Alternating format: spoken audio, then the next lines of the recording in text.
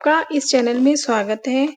आज हम इस वीडियो में कार्तिक मास का महात्म्य कथा अध्याय छठा सुनेंगे। तो चलिए कथा शुरू करते हैं। जय हो कार्तिक भगवान की जय।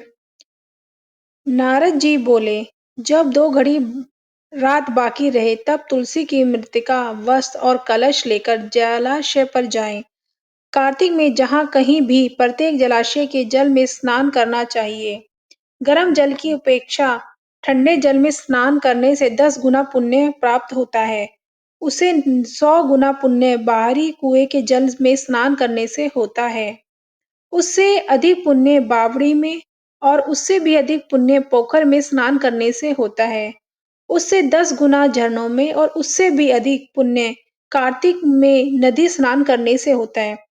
उससे भी 10 गुना पुण्य वहां होता है जहां 2 नदियों का संगम हो, और यदि कहीं 3 नदियों का संगम हो तब तो पुण्य की कोई सीमा ही नहीं है।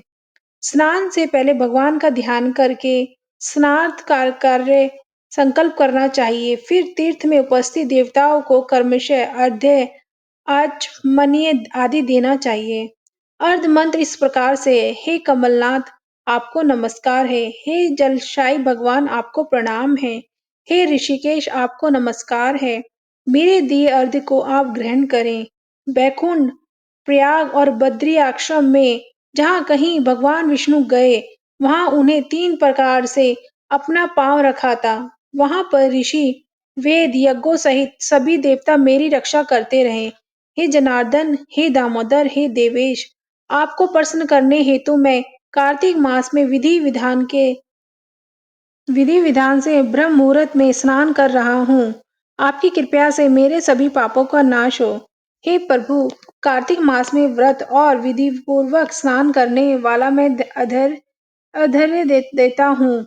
आप राधिका सहित ग्रहण करें। हे कृष्ण, हे बलशाली राक्षसों का संहार करने वाले भगवान, हे पापों को नाश करने वाले, कार्तिक मास में प्रतिदिन दिए हुए मेरे इस अर्घ्य द्वारा कार्तिक स्नान का व्रत करने वाला फल मुझे प्राप्त हो। तत्पश्चात विष्णु, शिव और सूर्य को ध्यान करके जल में प्रवेश कर नाभि के बराबर जल में खड़े होकर विधि पूर्वक स्नान करना चाहिए। गृहस्थी को तिल और आंवले का चूर्ण लगाकर तथा विधवा स्त्री व यति को तुलसी की जड़ की मिट्टी लगाकर स्नान करना चाहिए।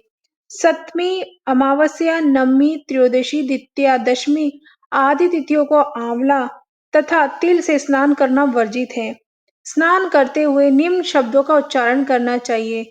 जिस भक्ति भाव से भगवान ने देवताओं के कार्य के लिए 3 प्रकार का रूप धारण किया था, वही पापों का नाश करने वाले भगवान विष्णु अपनी कृपा से मुझे बनाए।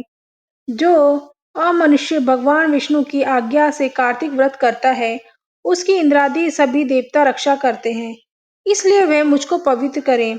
बीजों, रहस्य और यज्ञों सहित वेदों के मंत्र, कश्यप आदि ऋषि, इंद्रादि देवता मुझे पवित्र करें। अदिति आदि सभी नारियां, यज्ञ, सिद्धि, सर्प और समस्त औषधियां व तीनों लोकों के पहाड़ मुझे पवित्र करें। इस प्रकार कहकर स्नान करने के बाद मनुष्य को हाथ में पवित्री धारण करके देवता, ऋषि, मनुष्य तथा पितरों को विधि पूर्वक तर्पण करना चाहिए। तर्पण करते समय तर्पण में जितने तिल रहते हैं, उतने वर्ष पर्यंत व्रती की पितृगण स्वर्ग में वास करते हैं। उसके बाद व्रती को जल में निकलकर शुद्ध वस्त्र धारण करने चाहिए। सभी तीर्थों के सारे कार्यों से निवृत्त होकर पुनः भगवान विष्णु का पूजन करना चाहिए। सभी तीर्थों के सारे देवता का स्मरण करके भक्ति पूर्वक सावधान होकर चंदन, फूल और फलों के साथ भगवान विष्णु को फिर से अर्घ्य देना चाहिए। अर्घ्य के मंत्र का अर्थ इस प्रकार है। मैं पवित्र कार्तिक मास में स्नान किया है। हे विष्णु, राधा के साथ आप मेरे दिए अर्घ्य को ग्रहण करें। तत्पश्चात चंदन, फूल और तांबूलम आदि से वेद पाठी ब्राह्मणों का श्रद्धा पूर्वक पूजन करें और बारंबार नमस्कार करें। ब्राह्मणों के दाएं पांव में तीर्थ का वास होता है, मुंह में वेद और समस्त अंगों में देवताओं का वास होता है।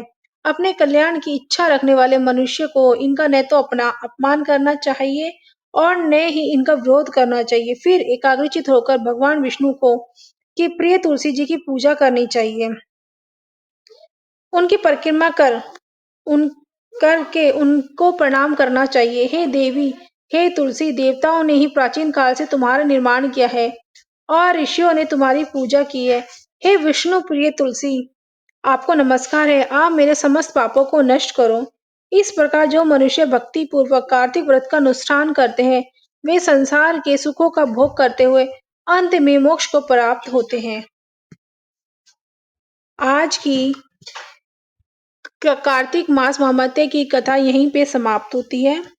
और कथा सुनने के लिए और कहानी सुनने के लिए आप हमारे चैनल पर और वीडियो देख सकते हैं। जय हो विष्णु भगवान की जय, जय हो तुलसी माता की जय। धन्यवाद। अगर आपको यह वीडियो अच्छा लगा है तो हमारे इस वीडियो को लाइक करें, पेज को सब्सक्राइब करें, चैनल को सब्सक्राइब करें। जय हो सनातन धर्म की। आप सभी का धन्यवाद।